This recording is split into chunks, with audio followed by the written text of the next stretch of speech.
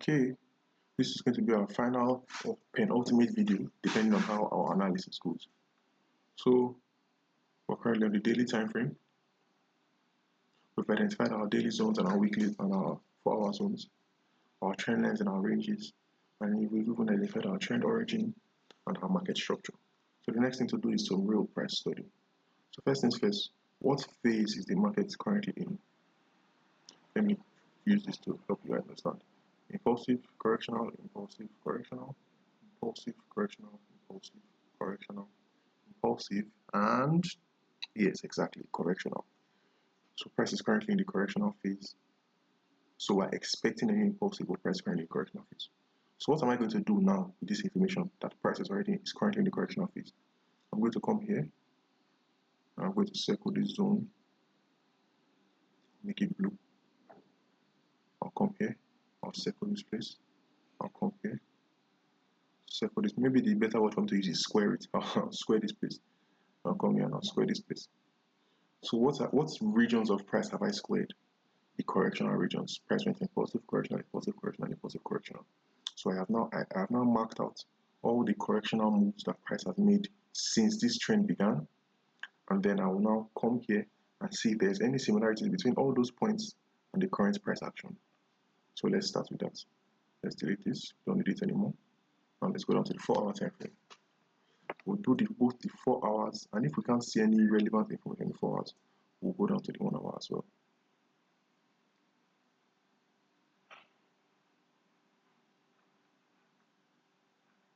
Okay. So what do we see? I already see W pattern after W pattern. What do I see here?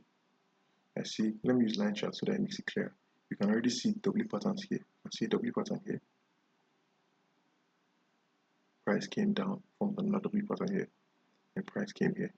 And now I see 2 M patterns side by side. So let's switch back to what we have. We have impulsive, correctional, impulsive.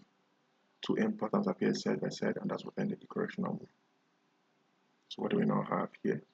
Here we have a range. You can see price went up, came down, went up, and then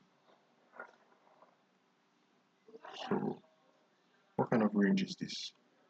I think this is a slanted range because this is a trend line. I can draw this as a trend line. Let's make it black or gray. Let's make it gray instead.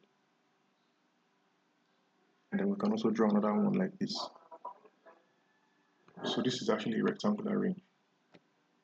So here we have a impulsive, correction, impulsive. Here we have a rectangular range. Here we have what looks quite like a slanted range.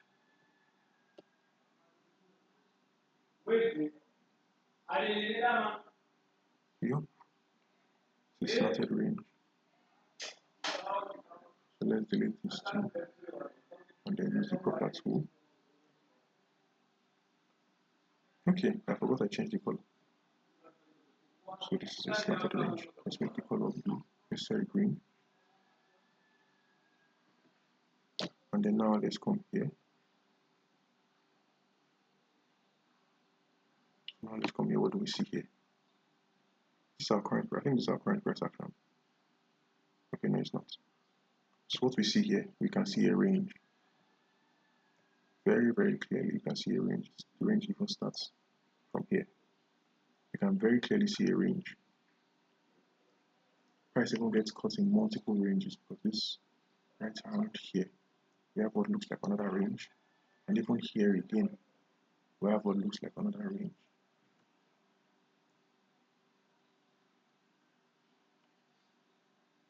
So let's just do a quick recap. Price formed. Since we've identified so many ranges, it only makes sense that I try and see if a range can be drawn here. And what do you know? We do have a range that fits. So price formed a range, is an upward slanted range here. In the first move, price formed a rectangular range here. In the second correctional move, price formed another upward slanted correctional move. Formed another upward slanted range in the third correctional move. And in the fourth correctional move, we have a rectangular range, a rectangular range, a rectangular range. But then in the current price action, what do we see? a slanted upward rectangular range, which we already drew since the second video. This one right here is our slanted upward rectangular range.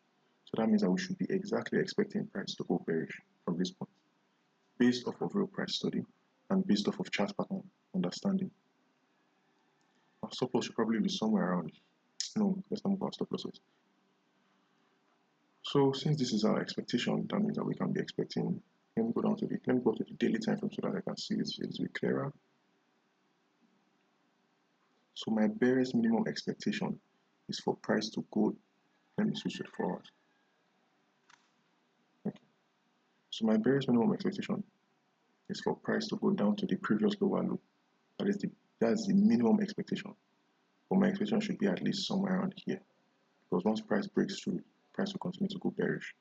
But this might not last very long because Solana is probably about to start pumping soon, which means there might be a change in the trend origin.